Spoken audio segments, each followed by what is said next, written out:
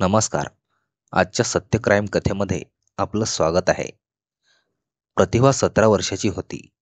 11वीच्या क्लासमध्ये शिकत होती. पुण्यात चिंचवड परिसरात ती आपल्या कुटुंबासोबत राहत होती.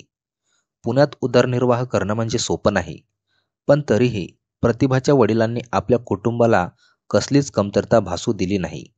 कबाड कष्ट केले, पण बायको मुलांना सुखात ठेवलं. मध्यमवर्गीय कुटुंब होतं. याच प्रतिमाचं कुटुंब ज्या ठिकाणी राहत होतं त्या ठिकाणी शेजारी गेल्या 5 वर्षापासून अमोल नावाचा 45 वर्षाचा पुरुष भाड्यानं राहत होता. तो मूळचा उत्तर प्रदेशचा. तो एकटाच इकडे राहायचा. पुण्यात चांगल्या ठिकाणी नोकरी करायचा. त्यातून काही पैसा आपल्या घरी पाठवायचा. अमोलचा स्वभाव मनमिळाऊ, तसंच आपल्या बोलण्यातून कुणालाही आपलंसं बनवणारा. त्यामुळे शेजारी राहत असणाऱ्या प्रतिभाच्या घरच्यांनी आणि त्याची चांगलीच ओळख झाली. कुठलाही सणासुदीचा कार्यक्रम असो, गोडधोड जेवण असो, प्रतिभाचं कुटुंब अमोलला घरी जेवणासाठी बोलवत. त्याला त्याच्या घरच्यांची कमी भासू देत नव्हते. अमोल 4-5 वर्षापासून तिथे भाड्याने राहत होता. त्यामुळे काही अर्जंट लागत असेल तर तो शेजाऱ्याकडूनच घ्यायचा. तेल असो, मीठ असो, दूध असो की साखर, काहीही लागत असो, तो शेजारी बिनधास्तपणे जायचा आणि शेजारधर्म म्हणून शेजारचे देखील त्याला कधीच नाही म्हटले नाही. अमोल अगदी घरच्याप्रमाणे त्यांच्या घरी जायचा आणि प्रतिभाच्या घरचे देखील त्याच्यासोबत अगदी प्रेमाने वागायचे, आपुलकीने बोलायचे. यामुळेच त्या दोघेही कुटुंबामध्ये संबंध चांगले झाले आणि एक प्रकारची जवळीक निर्माण झाली. प्रतिभाची आई आणि 45 वर्षीय अमोल हे दोघेही खूप जास्त गप्पा गोष्टी करायचे. त्यामुळे ते एकमेकांच्या जवळ खूप आले आणि त्यांचे संबंध प्रस्थापित होऊ लागले. प्रतिभाचे वडील कामानिमित्त नेहमीच घराच्या बाहेर राहत. त्यामुळे आपल्या घरी काय चाललं याची कल्पना त्यांना नव्हती. इकडे अमोल 17 वर्षाच्या प्रतिभासोबत सुद्धा खूप जास्त प्रेमाने आपुलकीने बोलत असे आणि नुकतंच वयात येणारी प्रतिभा देखील अमोल आपल्याला किती जीव लावतो, कसलीही गरज असेल तर लगेच ती पूर्ण करतो, असा विचार त्याच्याबद्दल करू लागली. अमोल 45 वर्षाचा असून सुद्धा हँडसम आणि देखणा तरुण दिसायचा. तो प्रतिभाला जेव्हा लागेल तेव्हा पैसे द्यायला लागला होता. प्रतिभाला देखील वडिला अगोदर आता पैशासाठी अमोलचीच आठवण यायची. तिला काहीही करायचं असेल तर ती अमोलला सांगायची आणि त्यामुळेच प्रतिभा आणि अमोल यांची सुद्धा जवळीक निर्माण झाली आणि अमोल प्रतिभावर प्रेम करायला लागला. तिला सुद्धा लागेल तेव्हा सगळं मिळत होतं, म्हणून तिनेही त्याला कोणत्याच गोष्टीचा नकार दिला नाही. तो म्हणेल तिथे ती जायला लागली. अमोल आता एकाच घरातल्या मुलीसोबत आणि आईसोबत प्रेम करत होता. प्रतिभाला बाहेर फिरायला घेऊन जाणं, गरजेच्या वस्तू तिला घेऊन देणं, तिला सरप्राईज देणं त्यानं सुरू केलं होतं. प्रतिभा देखील आता अमोल आपल्या आयुष्यात आहे म्हणून खूप जास्त खुश होती. पण यात ती विसरली होती की अमोल 45 वर्षाचा पुरुष, तर ती कित्येक वर्षांनी त्याच्यापेक्षा लहान मुलगी. अमोल जेव्हाही त्यांच्या घरी जायचा तेव्हा तो तिच्या आईसोबत प्रेमाने वागत, पण त्याचं लक्ष नेहमीच प्रतिभावर असत. प्रतिभाच्या आईच्या देखील ही गोष्ट लक्षात आली आणि यावरून तिने प्रियकर अमोलसोबत वाद देखील घातला. माझ्या मुलीपासून दूर राहा असं देखील सांगितलं. अमोलने देखील असं काही नाही, तू चुकीचं समजत आहे, सविता तुझी मुलगी, ती माझी मुलगी, असंच त्याने प्रतिभाच्या आईला म्हटलं. तुझा नवरा तिचा बाप जे आम्हाला देऊ शकत नाही तेच मी देण्याचा प्रयत्न करत आहे, त्यात माझं काय चुकलं, असं बोलत त्याने प्रतिभाच्या आईचा विश्वास संपादन केला. कधीकधी प्रतिभाला कॉलेजला जायला उशीर व्हायचा. नोकरीमुळे नेहमीच अमोलला तिला कॉलेजला सोडवता येत नव्हतं. त्यामुळे त्याने तिला ॲक्टिवा गिफ्ट केली, चांगला मोबाईल दिला आणि यामुळे प्रतिभा अजूनच जास्त खुश झाली. घरात नवी गाडी आल्या प्रतिभाच्या वडिलांनी आवाज उठवला, इतके पैसे कुठून आले असं विचारलं तेव्हा प्रतिभाच्या आईने सावरासावर करत तो विषय बंद केला. प्रतिभाचे वडील दुःखी होते, कारण त्यांच्या हाताला यश मिळत नव्हतं. आपली बायको, आपले मुलं सुखात राहावे यासाठी ते काबाड कष्ट करायचे, पण तरीही त्यांचं कुटुंब त्यांच्यापासून सुखात नव्हतं. उलट पैशावरून त्यांनाच ऐकवणूक करत होतं. इकडे प्रतिभा ॲक्टिवावर कॉलेजला जायला लागली. तिच्या ओळखी वाढायला लागल्या आणि तेव्हाच तिच्या आयुष्यात अजून एक तरुण आला, जो तिच्याच कॉलेजमध्ये शिक्षण घेत होता. तिच्याच वयातला होता म्हणून त्यांच्यात मैत्री वाढली आणि त्या मैत्रीचे रूपांतर प्रेमात झालं. आता कुठेतरी प्रतिभा अमोलला विसरू लागली, परंतु प्रतिभाच्या प्रेमात वेडा झालेला अमोल प्रतिभाकडे नेहमीच शरीर सुखाची मागणी करत.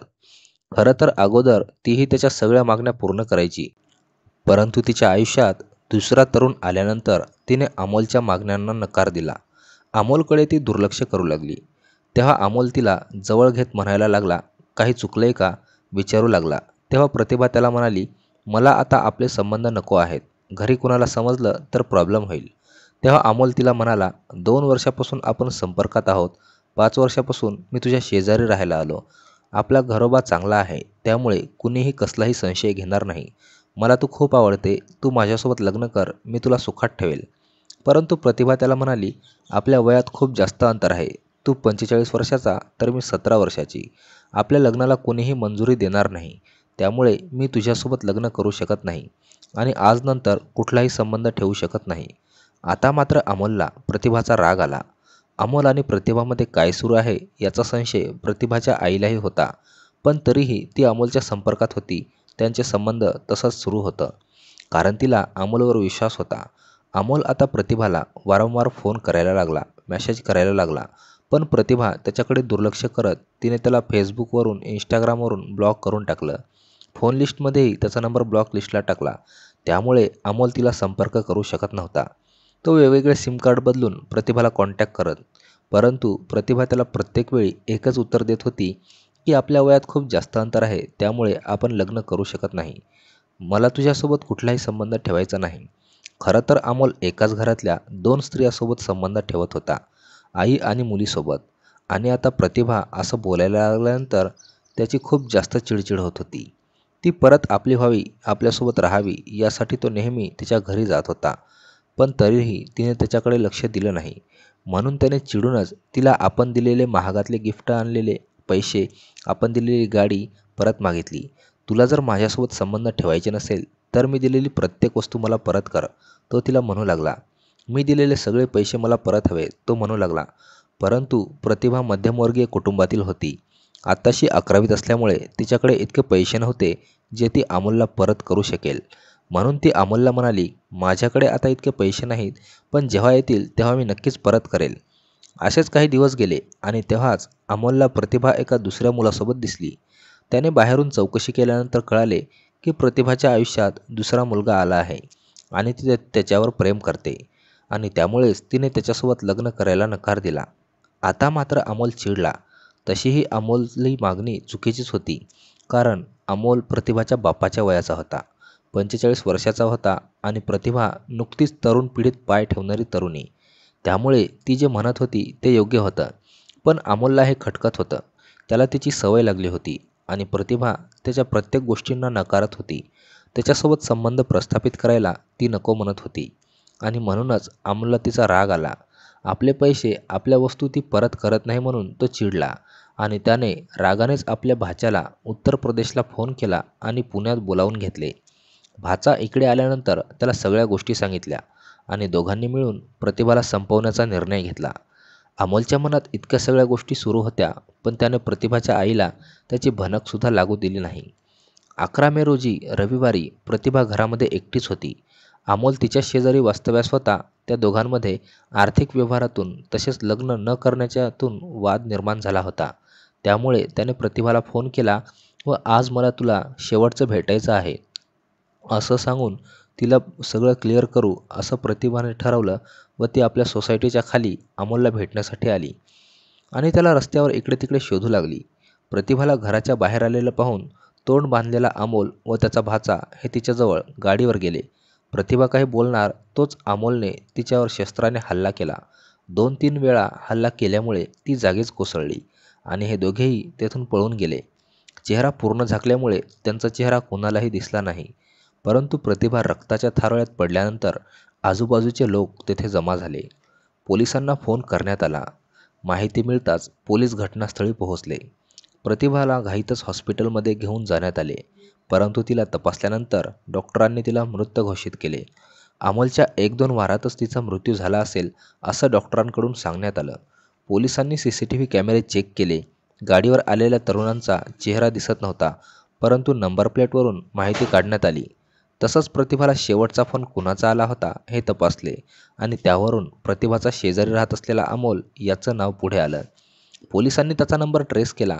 पुण्यातच लपून बसलेला अमोल आणि त्याचा भाचा पोलिसांनी सापळा रचून पकडला आणि दोघांनाही अटक केली.